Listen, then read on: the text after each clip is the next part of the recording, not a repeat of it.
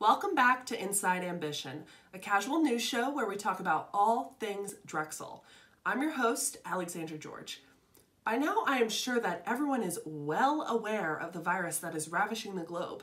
And if you're not, first off, how?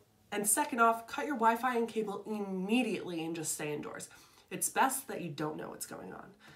This pandemic has people really starting to worry about what the presence of coronavirus could look like on college campuses come the fall. Little do they recognize that there is already an epidemic that has been infiltrating college campuses for decades: sexual assault. Ooh, you thought that was going to have a better punchline.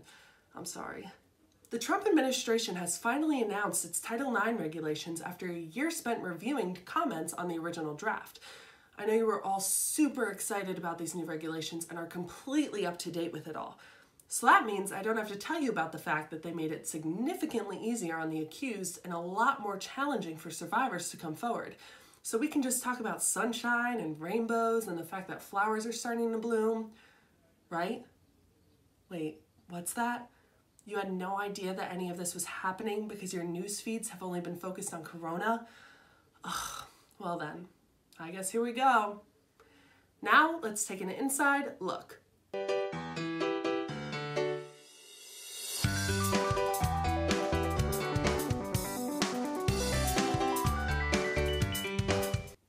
The new Title IX regulations narrow the scope of complaints that colleges are required to investigate. Over 12% of college students experience sexual assault or rape, and that's before taking into account the fact that many survivors never report. So even though the whole world is burning, this still matters. Some officials did recommend to Secretary of Education Betsy DeVos that she hold off on announcing these regulations until the whole world calmed down a bit, but she argues that civil rights can't wait. Good on you, Betsy. Title IX is an educational amendment that was added in 1972. It says that no person in the United States shall, on the basis of sex, be discriminated against under any education program that receives federal funding. That means that pretty much all of our parents, except of course for Stacy's mom, were alive before there were federal regulations condemning discrimination in education on the basis of sex. That just seems archaic to me. You may know Title IX as the federal gender equity law that allows women to play football. But obviously they can't because women are too weak and don't look as appealing under all that padding. And the law that also makes all sports fair and equal, even though the last time I checked, the NBA doesn't have a gender modifier. But a huge part of Title IX is that it concerns sexual assault. I know you might be wondering, why does Drexel care about my sex life? Well, they don't, to some extent, no offense. I mean, even Mario the Dragon is on Tinder. But they do when it comes to the fact that we are students before we are sorority sisters. Only in the eyes of the law, if I mean. My apologies. And sexual violence and assault can prevent equal access to education. Equal access to education is something the university cares very much about. In a roundabout way, it's the same as trying to convince your anti-vax uncle that it's important to be pro-choice. Sure, he doesn't care about women having rights over their bodies. I mean, who does? But he and his wife/cousin want to have the right to choose whether or not to vaccinate their kids. And it wouldn't make sense for him to continue to be pro-life for obvious reasons. So now he cares about being pro-choice. For the most part, universities will also have the right to choose how they want to enact these regulations, but some aspects will be required. For example, it now requires colleges to hold live hearings for sexual misconduct complaints and allow cross-examination. Cross-examination was discouraged during the Obama administration because advocates for sexual assault victims have said it can be traumatizing and can dissuade people from coming forward in the first place. Not to mention, equity comes into question when some students may have the money to afford lawyers when others won't. The University of Michigan at Ann Arbor has already begun implementing these cross-examinations in Title IX hearings due to a 2018 court mandate. Even though they received roughly the same number of reports of sexual harassment and assault in 2019 as the year prior, far fewer students chose to pursue formal investigations. Instead, they opted for an informal resolution process that doesn't result in any sort of punishment. This is great because it encourages survivors to come forward, but The new Title IX regulations say that no matter how many informal complaints have been filed against the same individual or group, a formal investigation cannot be completed unless there is a formal complaint. But how does that make sense? If 15 Karens complained that they saw a rat in the kitchen at your local McDonald's, you would want them to do some serious deep cleaning before you step foot in that McDonald's again. And honestly, a complaint to a manager and the informal complaint process don't differ that much. An informal complaint usually results in an apology from the accused to the accuser, and the accused completes an education program. For all of you that got caught drinking by your RA in the hall in your freshman year, you know what kind of education program I'm talking about. Speaking of RAs, or resident assistants, you may already know that they are mandated reporters. A mandated reporter is someone who is legally required to report any suspicion of abuse or neglect. If you lived in a residence hall your freshman year, your RA would have made a point to tell you that they are by no means a confidential source. Sure, you can go to them to cry about how your boyfriend cheated because the long distance got too hard, but when it comes to your safety, RAs are required to help you get the help that you need. The same applies to coaches, university officials, and professors. However, with these new regulations, that is no longer the case. Cases will only need to be pursued if the accuser brings it up with a Title IX coordinator, which makes no sense. Survivors are more likely to talk to someone they know will support them. Why would you want to recount something like that to a dean or an administrator you've never met? By now, it's probably starting to become clear to you that the changes made with these regulations make life a lot easier for the accused.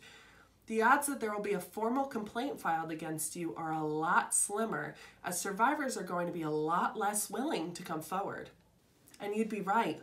After all, the Secretary of Education herself, Betsy DeVos, a key component of this legislation, has said that the previously existing system was unfair to the accused.